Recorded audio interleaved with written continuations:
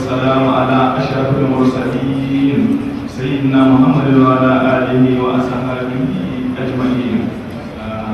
الحمد لله. wannan bawan Allah da ya asasa wannan cibiya wanda yake taimaka ma al'ummar jihar Katsina daya amma da gwamnatin jihar Katsina domin aikace-aikace waɗannan samari da 'yan mata suke yi amma da matan aure suna ɗaukar nauyin kansu kuma suna ɗaukar nauyin 'yan uwansu suna kwa musu sana'a. Wanda ya sassa wannan ƙungiya shi ne makon Allah ya ji shi MD Yusuf, Allah ya mashi rahama, Allah ya mashi gafara, Allah ya sa ya huta. Wannan al'amari da ya shirya na samun abinci da bayan Allah, wannan ba wanda bai sakayya sai Allah. Domin manzon Allah ya ce sallallahu alaihi wasallam, lukumatul kirbatar jihadin khairun min bina'i al-jami'i. Loma ɗaya ka sani kai dalilin ta shiga cikin mutum yunwa ya buka gina masallacin juma'a guda dubu. Wannan hadisi ne ingantacce wanda aka samu daga Buhari da Muslim. To wannan bawan Allah sakamakon irin wannan kungiya da ya shirya kuma wannan cibiya wani Allah kai ne sakai shi. Allah ya saka masa da alheri, Allah ya bashi rahama, Allah ya bashi gafara, Allah ya sa ya huta. Sauran yan uwa masu hali Allah ya sa su koyi irin wannan halin taimaka ma al'umma su samu abin yi su samu abinci. Misalati 11 kamar da Allah sallallahu alaihi wasallam kada ka kurwan lahu 11 da bismillah Allah kai mai hasken Allah kai mai lada. Mu ma in ta mutazo Allah ya sa Allah ya sa mu cika imani, Allah ya ba mu gurin iske shi na alheri dan afan manzon Allah sallallahu alaihi wasallam.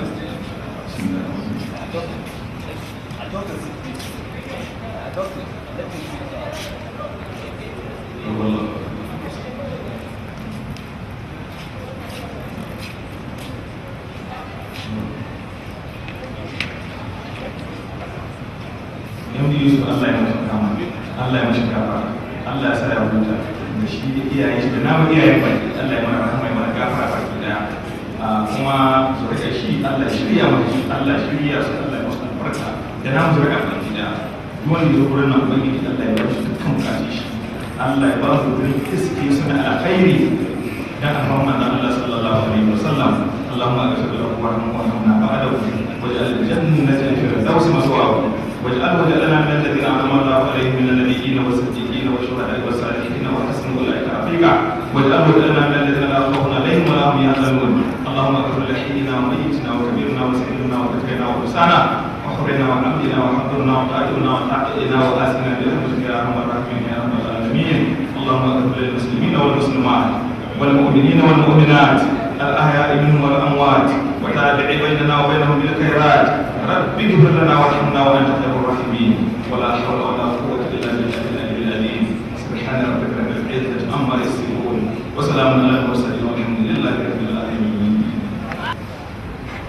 أكرمك الله كثير زبانا وقت matashi ɗan uwan matashi da'awa ba jera a tsawoyi wanda ya kai kamar kamar justice Umar Abdullahi ta na kara kama da girma a wani justice tsarin na da wanda a hannun yanzu kuma na gaisa da mara da wani girma cigaban Katsina cigaban da sarki Alhaji Aminu Mamandi jama'a ta da wani girma wakili da masarauta kuma muna da sarauta a masarautar mu mai girma da yau za a rayu da su da kuma wannan cibiya masu Katsina da ma'aikatansa.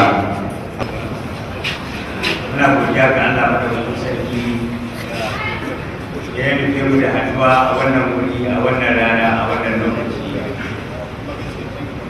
don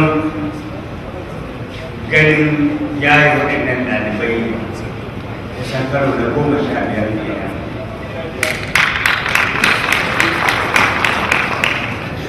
Tun da aka kafa wannan cibiya bisa hangen nesa margani a ɗan Yusuf da lokacin da ya tunanin kafa cibiyar nan matsalolin da ake da su a yau da ake ta kowa da su ba su riga sun taso ba sun taso kaɗan amma ba su kai guguwar da suke a yanzu ba. Da tije hangen nesa ya ga irin gudunmuwar da zai bada shi nan kuma ya kafa wannan santa ya gayyaci wasu liman mutane, wasu na da rai wasu Allah ya musu cikawa. Mai daga cikinsu akwai da su mara Abdullahi wadda bani da ya kuma babban amini ne ga marigayar Yesu. Akwai wani amininsa na kusa da shi kwarai, Dr. Yusuf Bala Usman. Akwai mai martaba sarkin Kano tun yana banki. Akwai ni kaina naɗa mu, akwai Alhaji Abu Aminu wanda tun kafa santa nan yana bata gudunmuwa musamman lokacin da ya zauna a gwamnati a ƙarƙashin Employment Productivity Center. A yau Allah ya kawo mu yayin ɗalibai bayan babu wanda ya asasa cibiyar nan, Allah ya masa wafati. Hakikanin gaskiya dama manzo Allah sallallahu alaihi wasallam ya faɗa mana idan ɗan adam ya mutu komai da ya tsaya a ce abu. Gafiya ya daga da masu masa addu'a za shi tare da shi. Da yi wani aiki na alkhairi sadakatun jariya mai gudana zai ci gaba da samun sa. A cikin wadanda sai da kuma ne. Ko kuma ya bayar da ilimi na tafa mai amfani kusa da aka karanta ko wani ya karanta da wani haka zai yi. Marigayi an yi so ya yi dace dukkan ɓangarori. Ya kafa wannan cibiya ya zama sadakatun jariya don dubban matasa sun amfana da ita. Banda amfana da suka yi yanzu haka su kansu masu amfanar da wasu ne, ashe ko an yi nasara matuƙar gaske. Ya kafa tushe na ilimi don koyar da sana'a ilimi ne na zaman duniya wanda haɗuwa suke da ilimin addini ko ilimin neman tafiya lahira, domin sai da duniya ake neman lahira ko kuma ta duniya ne ake samun lahira. Alhamdulillah matasan nan tun suna su kaɗan, tun kafin rashin aikin yi ya zama ruwan dare an kafa wani cibiya kusan shekara 15 kenan, kuma alhamdulillah da an kafa ta da kyakkyawar niyya da ikhlasi al'amuran da ci gaba. Daga line of na waɗanda suka amsa suka zo suka bayar da gudunmawa a wannan cibiya da masu rai da waɗanda suka riga mu gidan gaisuwa gaskiya mutane ne mummai, kuma ba taɓa ganin shekarar da muke shirin graduation muka samu wani babba aka ce ya zo ya ce a'a ba, sai dai in wata da muka na san da neman ba ne na da wasu da sanar nan komai da ya ake shiryawa, kuma na san yadda duk faɗin ƙasar nan ake girmama alafiyar mutu. Hatta yanzu da bai da rai duk wanda muka tunkara da cewa ga al'amarin da ya assasa zai rubuce hannu ne biyu, wannan shi ne kyakkyawan baya da kowa yake fatan ya samu. Muna addu'a Allah ya saka masa bisa ayyukan alkhairi duka da yayi ya ci gaba da yada su. Manyan bakinmu muna alfahari kwarai da gaske amincewa da kuka yi ku zo wannan wuri ku tallafa wa wannan cibiya a ƙara wa matasan nan ƙwarin gwiwa. Na san babanmu Walin Hausa yana da ku a cikin zuciyarsa, kuma na tabbatar abin da ya hana cewa wurin nan yana da girma ƙwarai da gaske. Muna muku godiya na muku maraba da zuwa wannan taro muna kuma buƙatar ci gaba da tallafa wa wannan cibiya don ta zama bude ido. Ba a taɓa wata cibiya a ƙasar nan da aka fara ba kamar wannan cibiya ta Educational Center, wadda ba Najeriya kawai ba, duniya ana alfahari da ita, ana ba da misali da ita. Muna godiya da halarta ku wanda ya samu zuwa wannan wuri, musamman manyan bakin mu suka jingina abubuwa bai suka zo wurin nan. Muna godiya, muna fatan Allah ya saka mu da alheri. Mai girma gwamnan jihar Katsina da kansa ya kira mu yana cewa akwai taron na gwamnatin Arewa kada ya hana shi zuwa wannan, amma ya fi wakilci kuma za a yi safarsa insha Allah.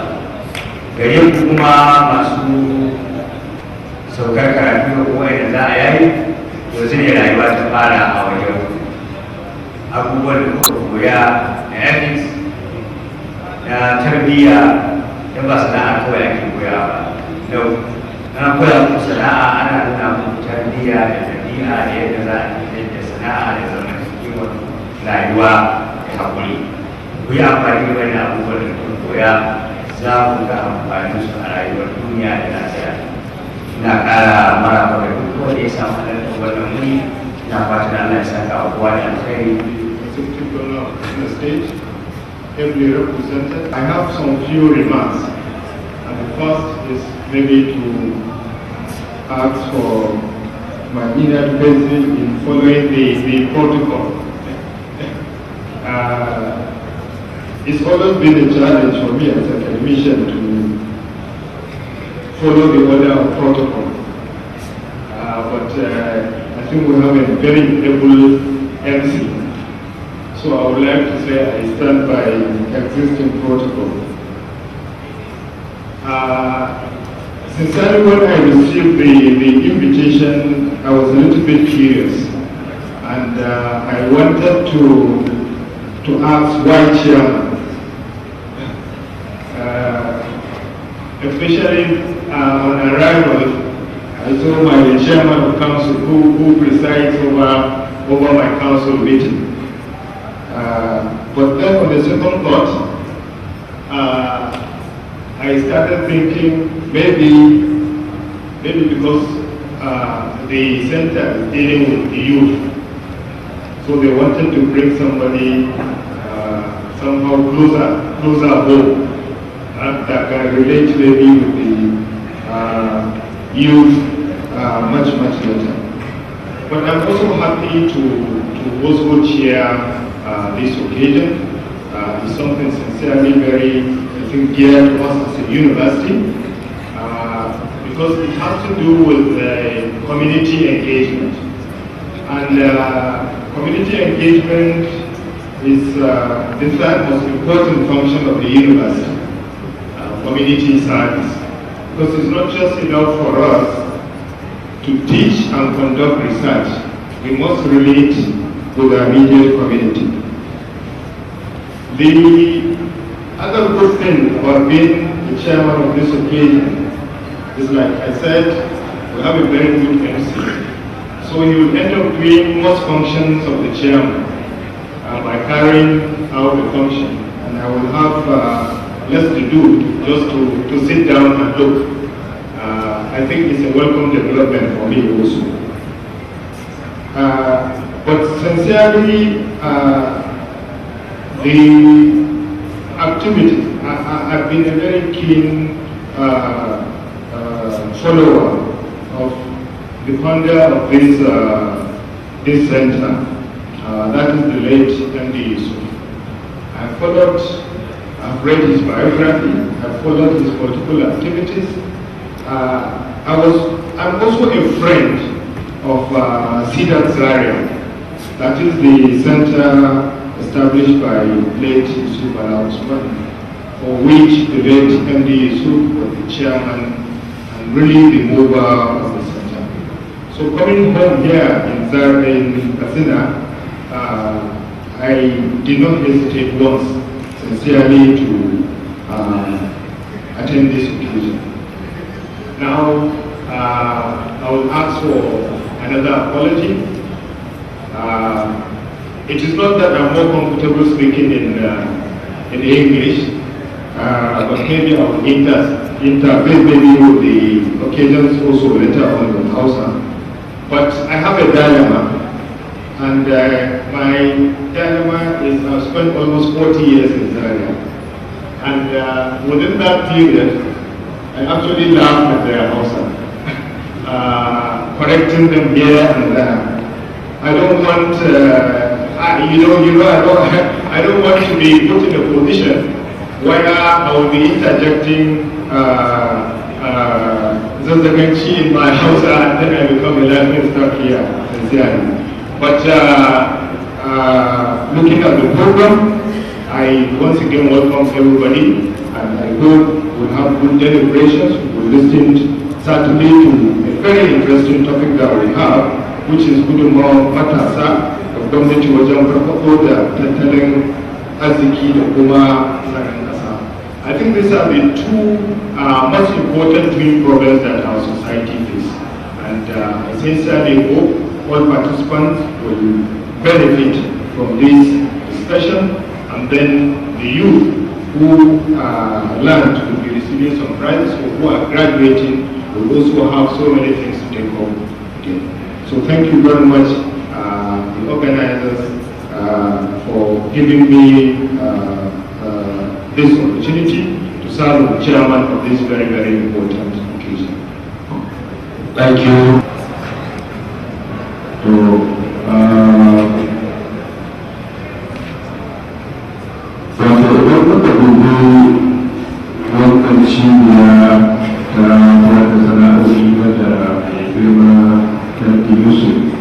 ya asasa tana ɗaya daga cikin manyan cibiyoyi a ƙasar nan wadda take yayarta abin alheri da jama'a baki ɗaya da ƙasa ta baki ɗaya. Babu shakka idan muka samu mutum kamata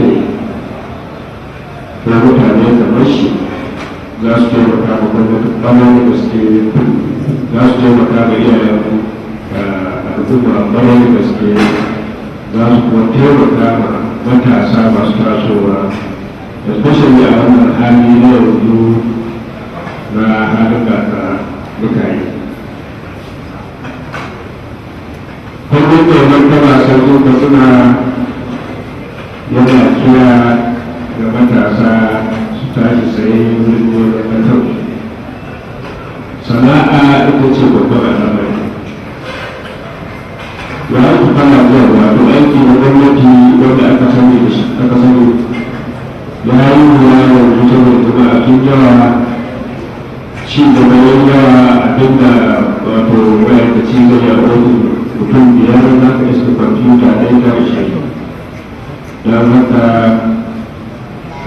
wanda tare da ƙalubale na rashin aikin yi a ƙasar nan, to kana da ilimin ko ba ka da shi.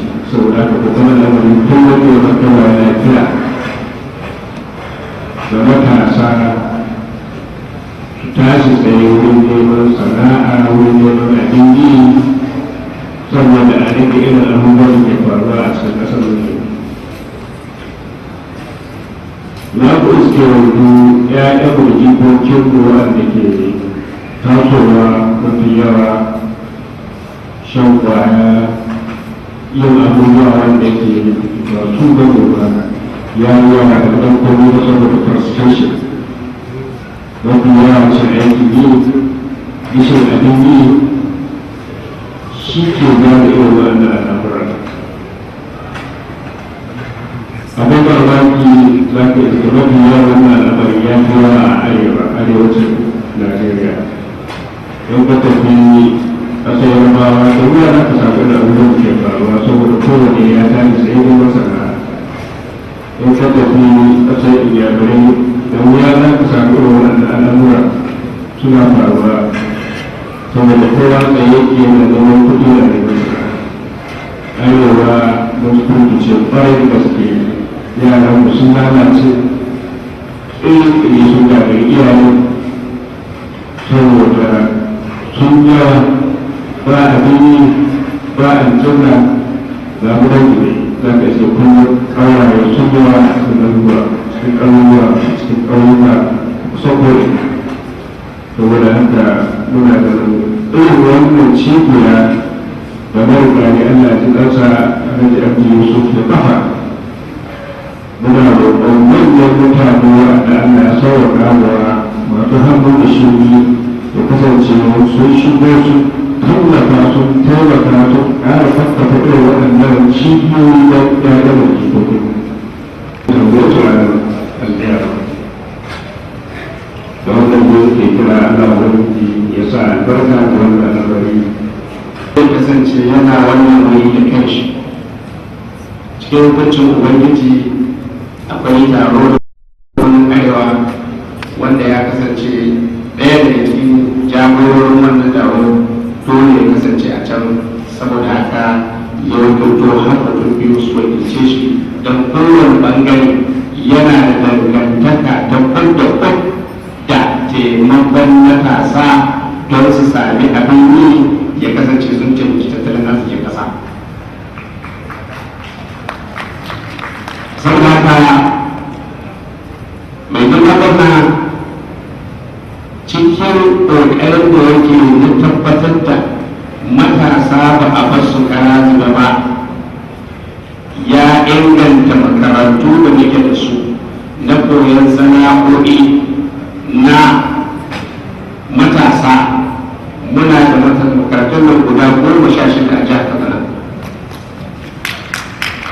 A yanzu haka cikin fafutukar mai girman gwamna ya jawo turawa waɗanda za su haɓaka waɗancan makarantun domin su ɗaliban da za a ciyar gaba su sami horo wanda zai samar musu da abin yin da za su samar wa waɗansu ma abin yi.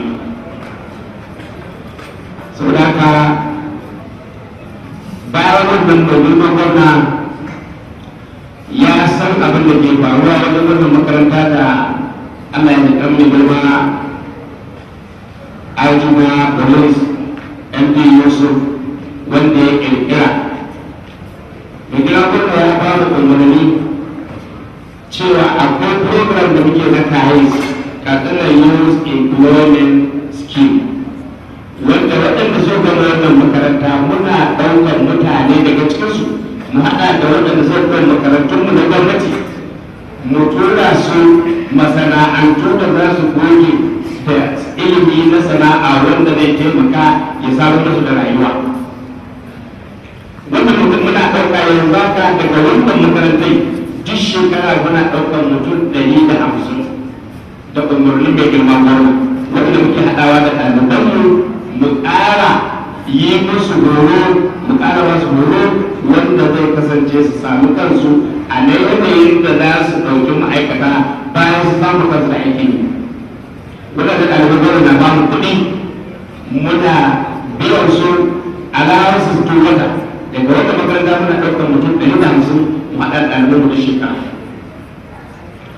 Turaka da girma gwamna yana yi wa wannan makaranta fatan alheri kuma a shirye mai girma gwamna yake a koda yaushe ya shigo cikin al'amarin wannan makaranta da taimako wanda zai haɓaka makarantai wanda zai bunƙasa al'amarin makarantai wanda zai tabbatar da ƙudurin da wanda ya ƙirƙiri makarantar yake da shi ubangiji ya sa ƙudurin ya ci mabuli.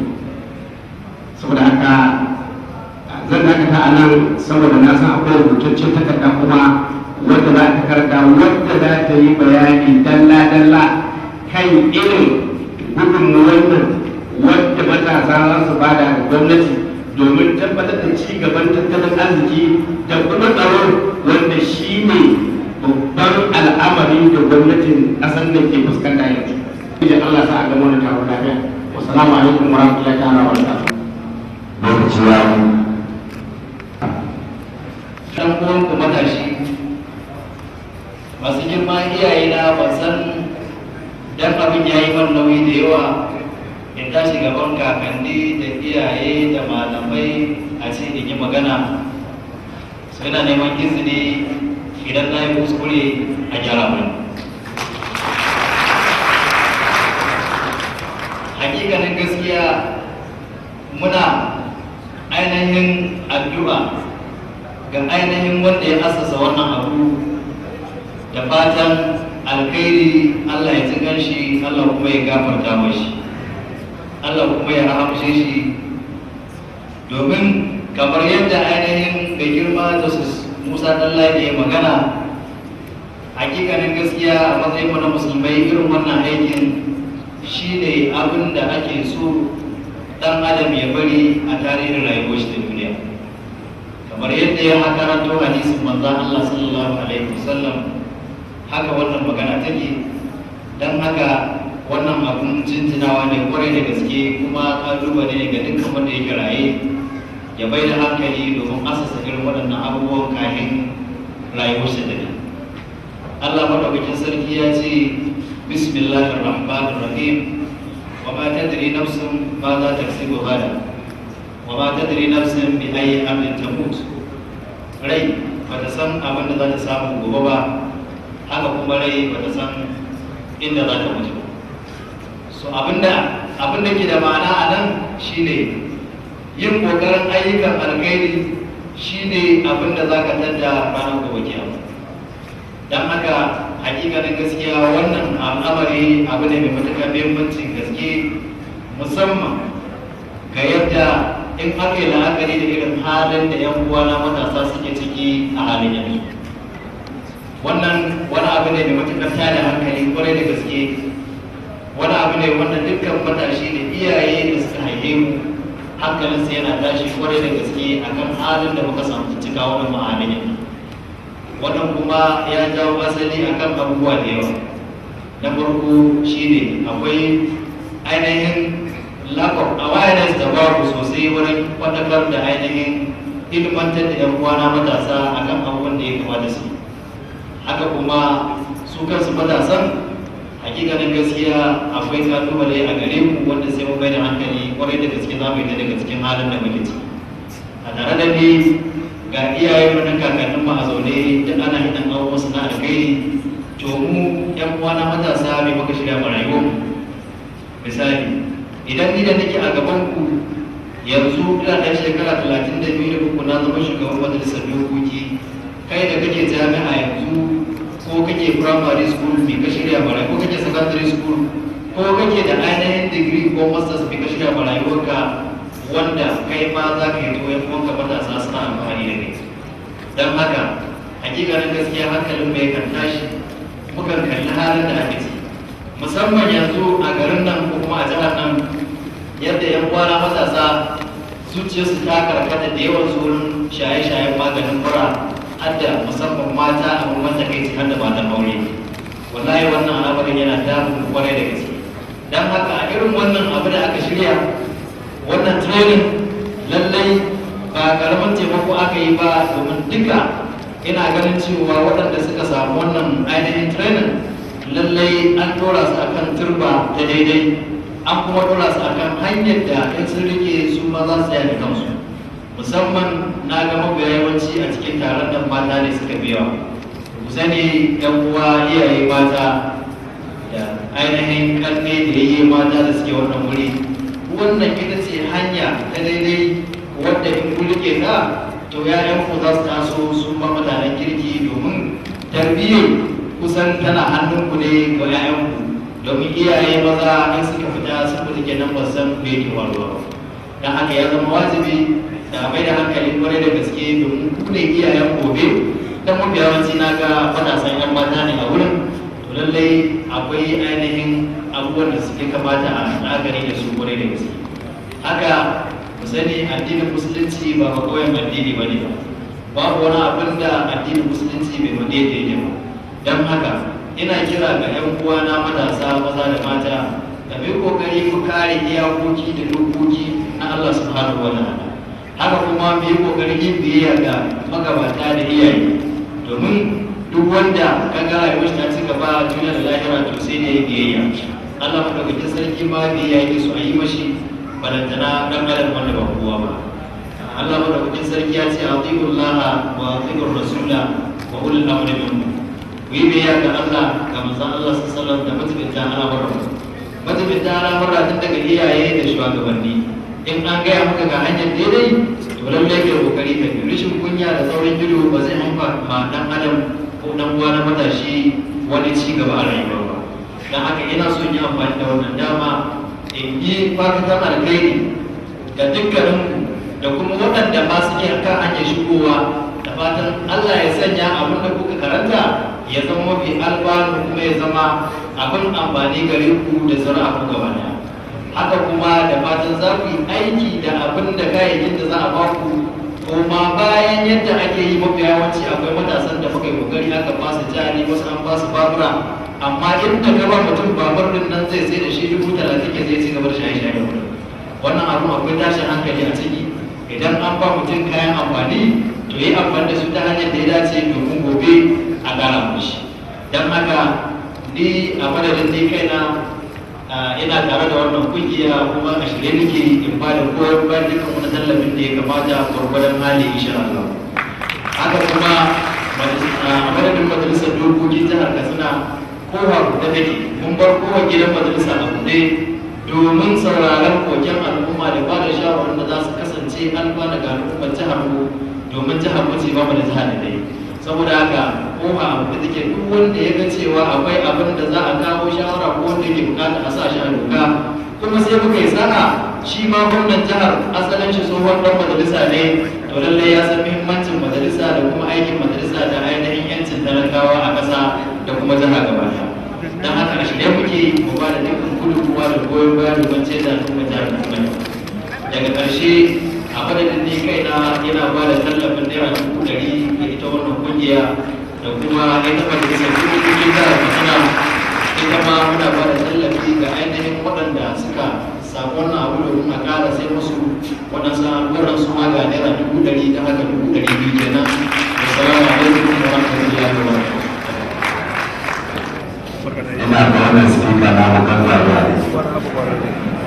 ga shi matashin spika ga shi hafizin alƙur'ani ga shi malamin jami'ar Umar Musa Yare University ne a department na tattalin arziki kasa wato economics. Ina so da kai gaisuwa ga mutane suke a haitabu da girma gare ku da sauran wanda suka zo wannan taron.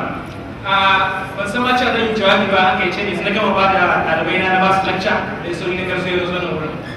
Abin da aka gaya mu a cikin takardar gayyata shine ana yayar da wanda ake koya wa sana'a a wata gidauniya wanda take tunawa da ɗaya daga cikin mazajen jiya da muke da su a jihar Katsina, wato tsohon inspector general wato FD Yusuf kenan. So da farko zan yi ma wannan kungiya murna da suka samu irin wannan cin nasara, kuma ina kira da sauran kungiyoyi da su rika irin waɗannan ayyuka na tallafa ma al'umma. Ba dole ba ne ba sai mutane sun je makaranta sun yi karatu sun samu digiri sun samu PhD sun za su zama mutane masu dogaro da su ko masu ci gaba. Ita shi karatu ba dole ba ne ba sai mutum ya je makaranta.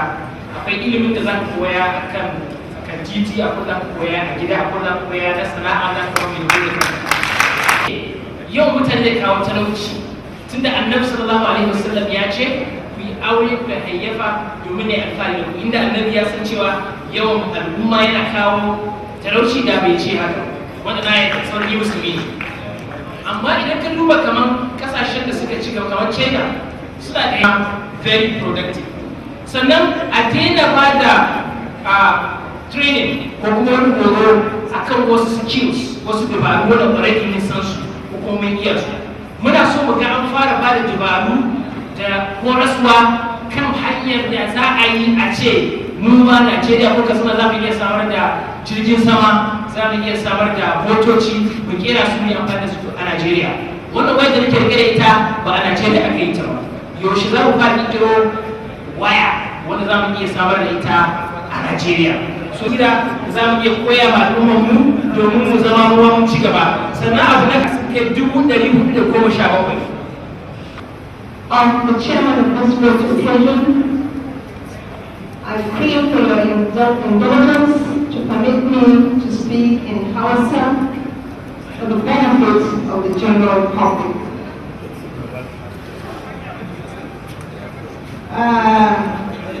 Ina matuƙar farin ciki da Allah ya nuna mana wannan rana.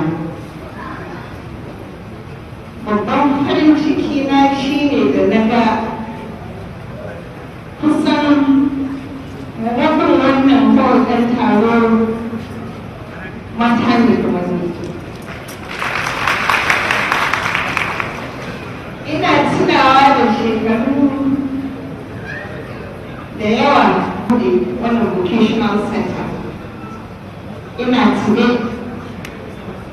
shi bai tafiye da wannan makaranta na ɗan juma ya sha ya gayyace ni da taho a matsayina na babban bakuwa, a matsayina na inje in ba da lecture.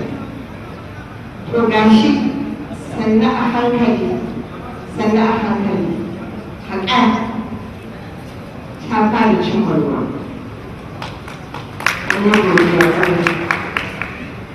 To ‘yan wani mata kiran da zan muku shi ne, mata an riga an samu da ƙwazo kuma babu abin da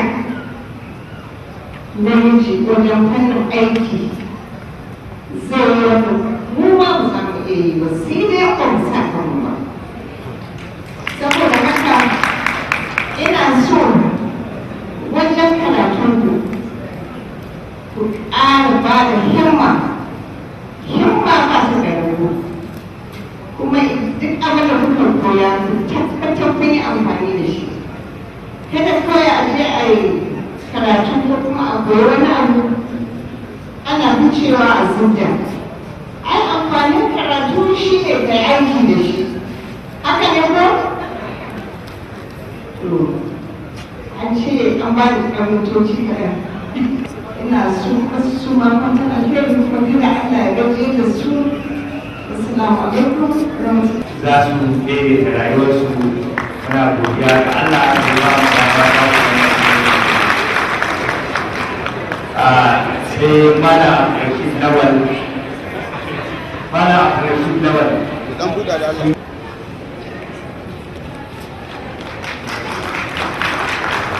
Masha Allah.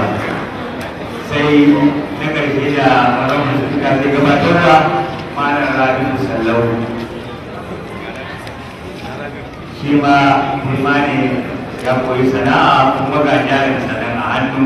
Muna fatan Allah ya yi musu albarka. Gobe masu duka mun gode da halartarka wannan wuri. As announced by the MC, I stand here to present His Excellency the Governor of the State. Also, as trained by my colleague, the SA, Adamakara Dwama, the Governor of the State is not present with us physically, but he is present in spirit. I want to assure you that His Excellency had wished to have the opportunity to participate in this important occasion. However, due to things of important responsibilities on him, he had no option than to avoid, or rather to find himself absent for this important occasion. However, Mr. Chairman, permit me to go ahead to read the speech of His Excellency as I was directed by His Excellency. I am indeed delighted for the invitation and honor to me to attend this important historic occasion, as well as the mandate given to me to illustrate the commitment of the present administration in the area of youth empowerment and the effort being made by our government to strategize for the youth to create a platform for accelerated social development. Similarly, the forum will serve as an opportunity for government to interact with the youth and those who are opportune to undergo this rigorous training organized by this important vocational center. The theme of this topic chosen to be for comment and analysis is youth contribution in reviving economy and security. Undoubtedly, the topic is indeed not confined to whatever is going to be discussed during this important gathering. It is a well-known fact that economic stability and security have become an inseparable element which no society will achieve peaceful and reliable process of development without these two important components. In fact, I made an analysis and came out with some useful questions in an attempt to present this important speech. The definition of youth, what are the expected contribution of youth towards nation building, and in what aspect youth contribution will be of magnitude importance in developing rural communities and nation at large. The appropriate answer to these questions will guide us to understand the needed role of youth in nation building. Who are youth? Youth comprises of persons who stood between ages of 15 and 40 years, although this definition varies to some degree in some other societies. Youth will be described as a strong, healthy person with retentive memory determined to bring radical changes at all costs of societal development. Most developed nations in the globe engage in formulating national policies on how to empower youth to combat them to become productive members of society. Any nation which took the issue of youth, it will be recalled that in 1975, Nigeria had developed a national policy on youth, but however the policy was formulated without taking the cognizance to a long-term plan. The national policy at that time was made with regard only to economic and position of the nation, which has been quite different from the current situation today.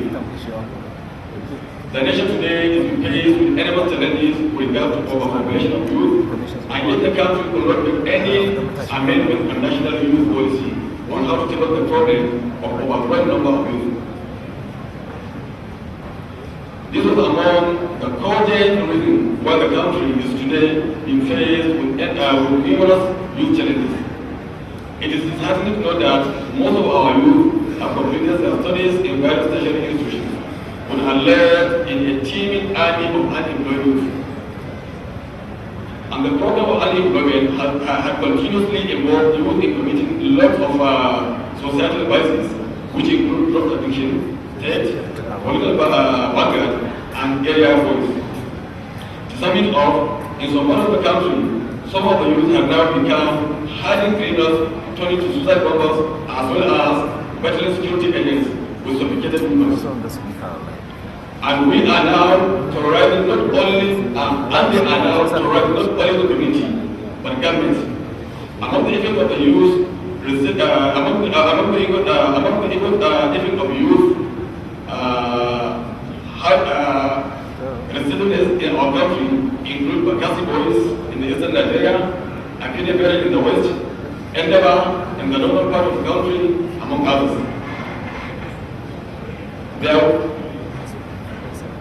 It is certain that youth were mostly found among active members in any religious, tribal, and political conflict that occurred in the country.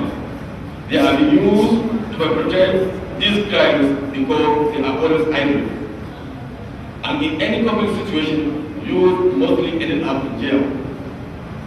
This kind of scenario, the youth happen to find themselves in must not be unconnected with the bad intention of the youth in the country. It became important for government to adopt and provide a standard policy on youth because the fire brigade act was an issue related to youth in this country will not withstand the test of time. It is necessary for government to roll out a policy affecting youth in this country as a permanent solution to youth predicament. Presently, youth indeed covers about 40% of the entire population of this country, on which any given country, the needs developed should lean on. Once youth in any given country fail to properly utilize their strengths and intellect in national development, no doubt they will end up in crippling the nation's economy. Now, the role of youth in security and national development. Despite the bad situation that youth happen to find themselves as a formation, the youth have a greater and better role to play in societal development. Once every youth considers himself as an adult, as an adult be one day, he will consider the interest of the community and become more patriotic at whatever situation he finds himself. The youth are therefore advised to venture into business and also handle it with utmost care and then use this talent towards education. If he finds himself as a worker, then he should be dedicated to ensure that he works in accordance with the rules and regulations of the civil service. It has therefore become imperative for youth to be cautious in all their undertakings and work hardly to earn living rather than solely depend on government. We are aware of the youth given to us by God in various sectors of human development in this country. The youth should therefore remove all forms of high-handedness and concentrate towards harnessing abundant human and natural resources. God bless this country. All these efforts cannot be compromised without the full intervention of government or relevant authorities.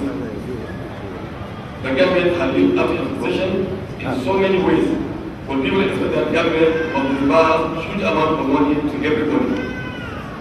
And whenever government assistance came into consideration, example in the area of universities, people tend to consider government loans as not a special package, which they will not pay back, the loan. But the purpose is to ensure that loan is a revolving scheme and to allow the first nation to utilize it judiciously to become self-reliant by repaying the loan for another party. But this is not the case. Once we obtain government loan, it is not necessary that we settle the loan.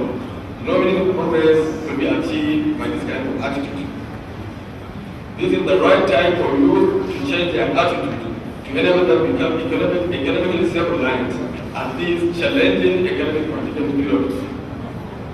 It is also a great mistake by some youth by boasting that they have completed their studies and start pointing accusing fingers to government for not providing them with employment and tend to forget that with all that law, they must leave and they should also consider the whole affairs as a step for a better hereafter.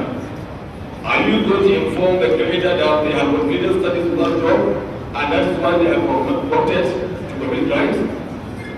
What are your ambitions when you get to family life and your future?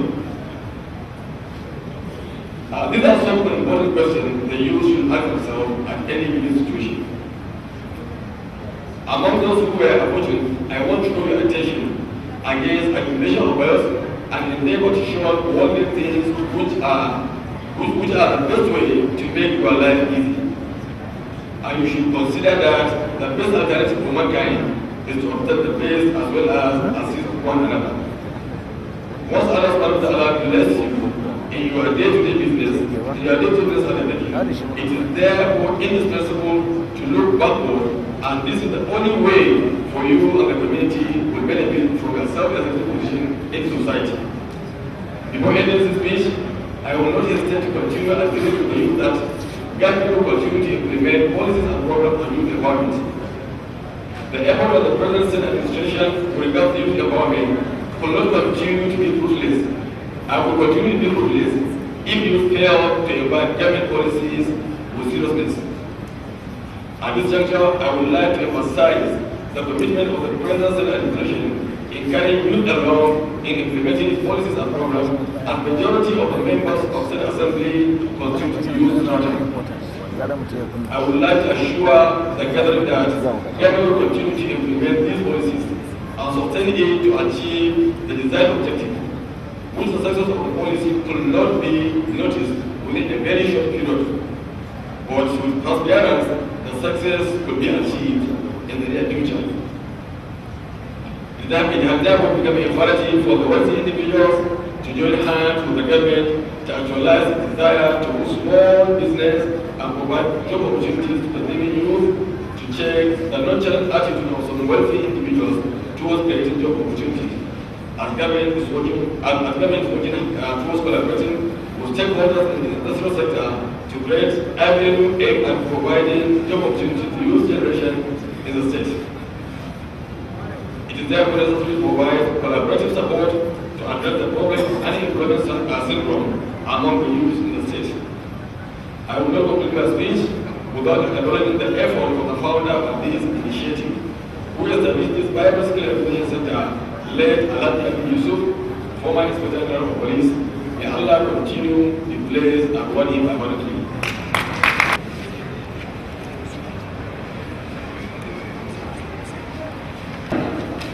Usman Lawal.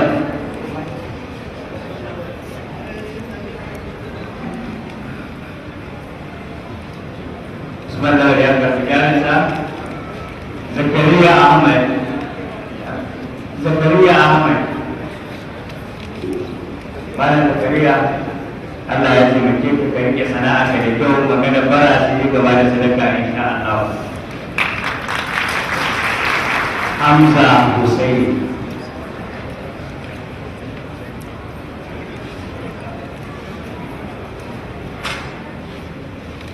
Dan jadi dia muna godiya Allah.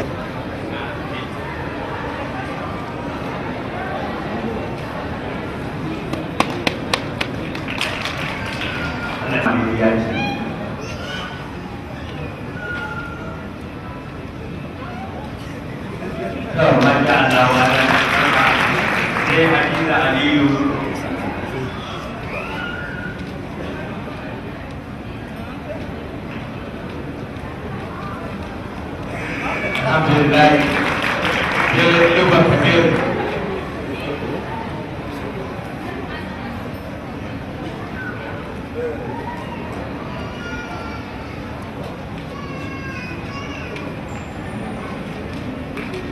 Orang yang menguli karatu mai zurfi, Aliyu Muhammad, a yi himma a bada kwazo don a yi karatu, farmarsa da bara insha Allah.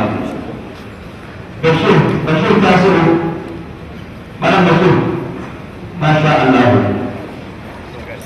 To, zuciyar ka da ruwa kamar ta kowane mace, wannan larura da Allah ya tura ma ba za ta hana ka karatu da neman rayuwa yadda ya kamata ba. Malama Hawwa'u za ta iya zama duk abin da take so a rayuwa insha Allah, kuma an ba ki tallafi za a ci gaba.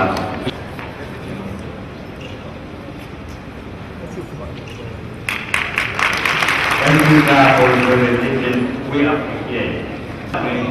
We appreciate you, and we pray that your future will look better. Thank you very much for your contribution. We appreciate. Thank you.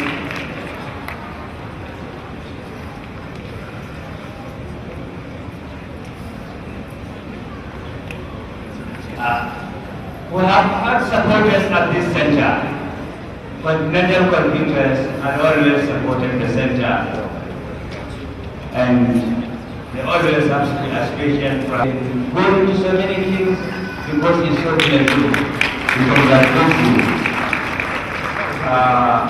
Then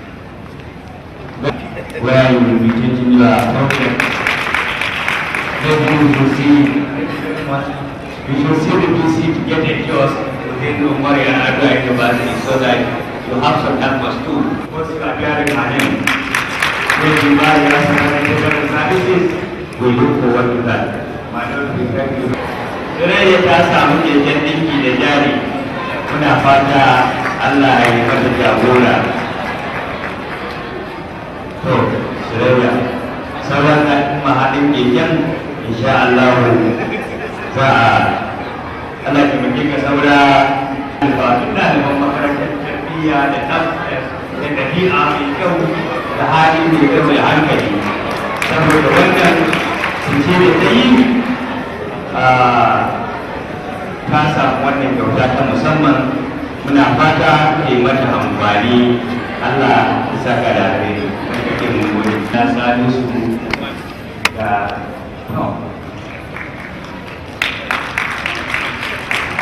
Allah ya wuce albarka. Sai Aisha Aminu.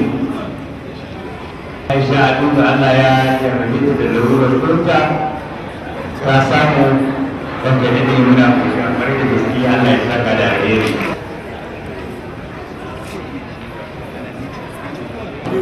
Ga kwatan nan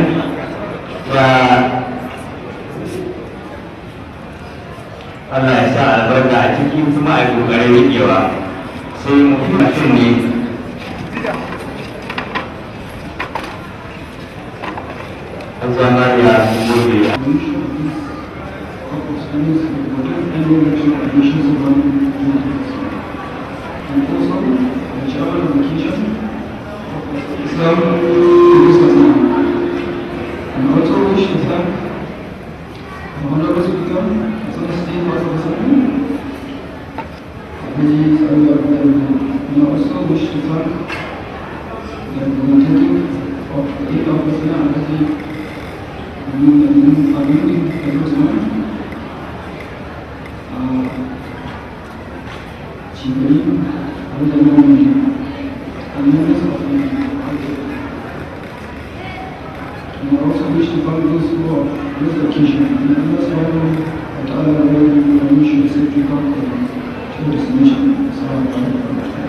dan zaburar da matasa za a mana afuwa da gabatar da kuda da biyu ne zuwa uku saboda haka yan uwa na matasa da ke wannan matasa ga masana'a yanzu mutane zaman banza ba na mu bane ba mutum alijan yi waye sauro garbi ne makama ne tsaro baitoci yau sabon launi ɗakalin ka salati yau manzo na datan al'umma ne matasa laisa a baina asaso arzula ba da wani ya yi su ma na san ba sa sari sa bayan al'umma. On behalf of Nigerian University Education Student Association and Network for African Student Entrepreneurship, Umar Musa Yar'Adua University, National Chapter, we are happy to congratulate all graduating students for being part of those that emerged successful individuals here today. And as well, I'm happy that today I'm an entrepreneur as well as a student of the Department of Education of Umar Musa Yar'Adua University. We are fully empowered and creative individuals in all entrepreneurship aspects.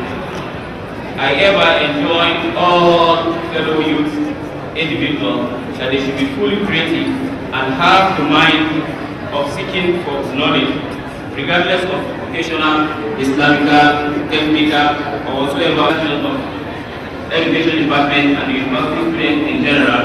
Congratulate the graduating students. Mun zaɓi mu yi da maricen nan da sassa da rana saboda mafiya da cin masu amsar kayayyakin nan mata ne. Idan aka yi da marici sai dare ya shiga sai ka samu cewa koma gida na zama masu matsala ko kuma sai ka samu cewa waɗanda ke da ƙarancin tarbiyya suna tarasa a kan hanya suna masu abin da bai dace ba.